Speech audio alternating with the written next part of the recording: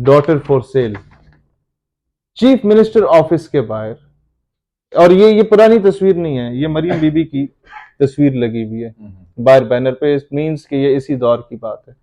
एक नकाब पोश औरत आती है, कहती है मेरी बेटी बेचने के लिए मैं तैयार हूं। क्यों? जिम्मेदार को किसको ठहराते हैं?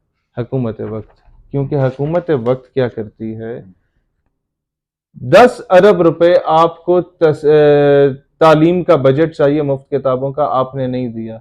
आपने 3 अरब बजट दे दिया इसी मरियम बीबी के, जिसके दफ्तर के बाहर ये औरत खड़ी होकर कहती है कि my daughter is for sale, मैं अपनी बेटी को बेचना चाहती हूँ, मेरे पास खाने को कुछ नहीं, मेरी बेटी खरीद लो। इस मरियम बीबी के जहाज के लिए, प्राइवेट जेट के लिए आप 3 अरब रुपए दे देते, 300 करोड़। अंदाजा कर लेना, प्रायोरिटीज है। कौम की बेटी बिकती रहेगी। वो क्या कहते हैं, गंदम अमीर शहर की होती रही खराब, बेटी मगर गरीब की फाकों से मर गई।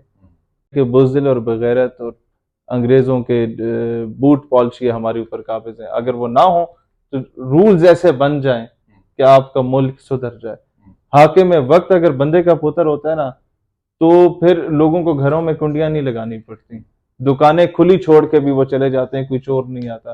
फिर उमर बिन अब्दुल अजीज का दौर आ जाता है। फिर जब कोई भेड़िया किसी बकरी को जकड़ लेता है ना, तो वो चरवाहा कहता है कि लगता है खलीफा वक्त उमर बिन अब्दुल अजीज फौत हो गया। लोगों ने कहा तुम्हें कैसे पता चला फौत हो गया? उनका मुझे लगता है फौत हो गया कि जब तक उनका दौरे खिलाफत था, किसी भेड़िए की जरूरत नहीं होती थी कि बकरी को जो है वो दबोच ले।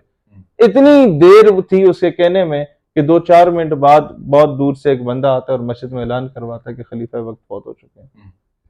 Sir, it all depends on the खलीफा वक्त कि हु इज योर अमीर अल मोमिनीन। अगर वो नवाज शरीफ है तो भाईजान don't expect anything from him.